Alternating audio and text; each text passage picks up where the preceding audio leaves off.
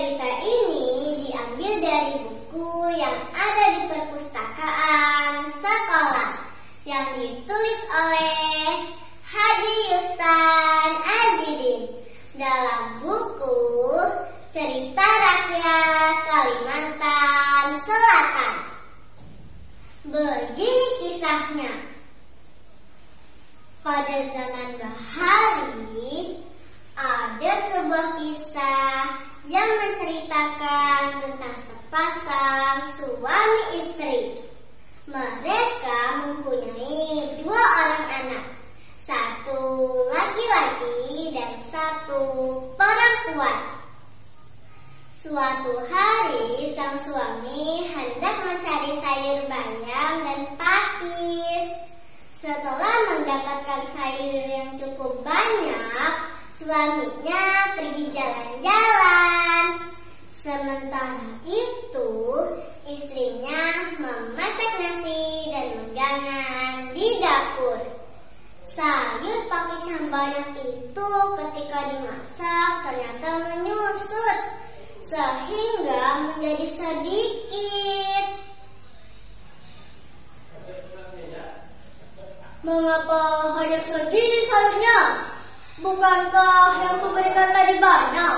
Pasti kau yang banyak makan ya? Tidak, aku tidak memakannya. Kalau kau merasa sedikit, biarlah, aku tak usah ikut makan, jawab sang istri dengan kesal. Kalau demikian, lebih baik aku pergi dari rumah ini, ucap sang istri di dalam hati.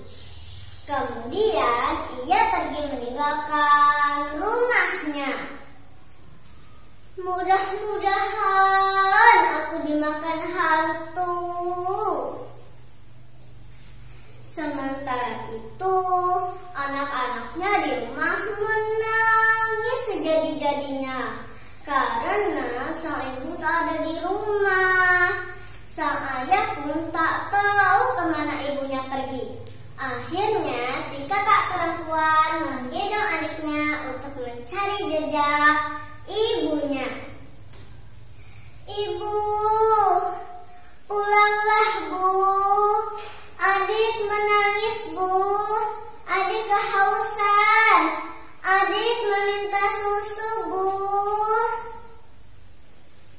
Perjalanan ibunya tak terkejar oleh anak-anaknya, dan ibunya sambil terus berteriak, "Wahai hantu batumpah, hantu barangkut, makanlah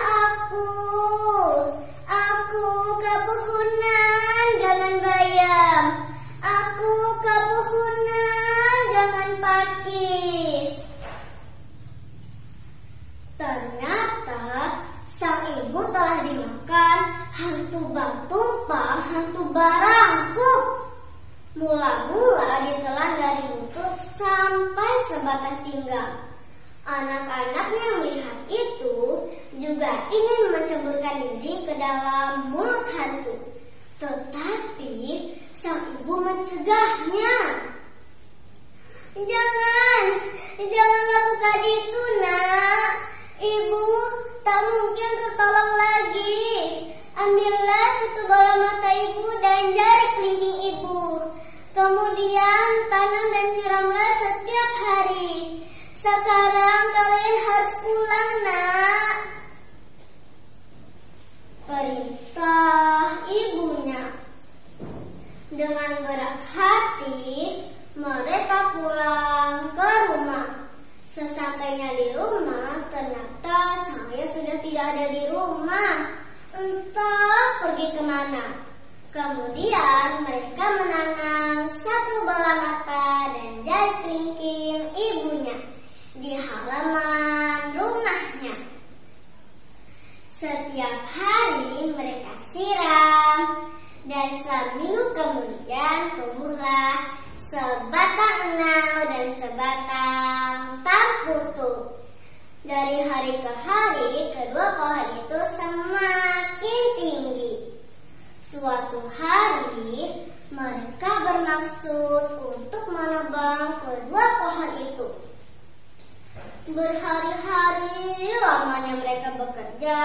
dan akhirnya pohon itu tumbang ke satu arah.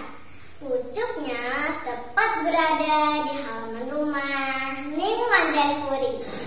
Kedua kakak beradik itu meniti pohon yang roboh sehingga sampai di rumah Ningman dan Puri. Dari mana kalian, nak? Siapa nama kalian? Kami dari rumah, Nek. Nama saya Putri Gumbili dan ini adik saya yang bernama Babang Haruman, Nek. Kemudian mereka menceritakan tentang ibunya yang dimakan hantu batumpang, hantu barangkut, dan perihal ayahnya yang tak tahu entah pergi kemana. Kalau begitu, maukah kalian tinggal bersama nenek? Tentu, Nek, dengan senang hati. Kedua kakak beradik itu amat rajin membantu pekerjaan rumah Ningman dan Puri. Ketika sore hari memetik kembang dan malam harinya merangkainya menjadi karang bunga yang sangat indah. Keesokan harinya Ningman dan Puri menjual karang bunga itu di pasar. Sungguh indah karang bunga yang Nek jual. Siapa yang merangkainya? Ujar sang putra raja. Oh, ini karangku sendiri. Aku mengingat kepandaianku selagi muda, ujar Ningman dan Puri. Suatu hari, sang putra raja mengikuti Ningman dan Puri hingga sampai ke rumah. Tak sengaja, ia melihat Putri Gumbili yang sedang merangkai kembang. Setelah itu, ia meminta ke ayahnya untuk meminangkan Putri Gumbili. Seminggu kemudian, raja mengadakan pesta kenduri besar-besaran untuk menikahkan putranya. 7 hari 7 malam keramaian itu. Setelah itu, Ningman dan Puri dan Babang Haruman juga turut tinggal di istana dan mereka hidup bahagia. Nah, pesan moral dari cerita ini adalah ketaatan kepada ibu akan membawakan kebahagiaan hidup. Ketika kita mengalami masa sulit, Tuhan yang Maha Penyayang akan memberikan bantuan kepada kita.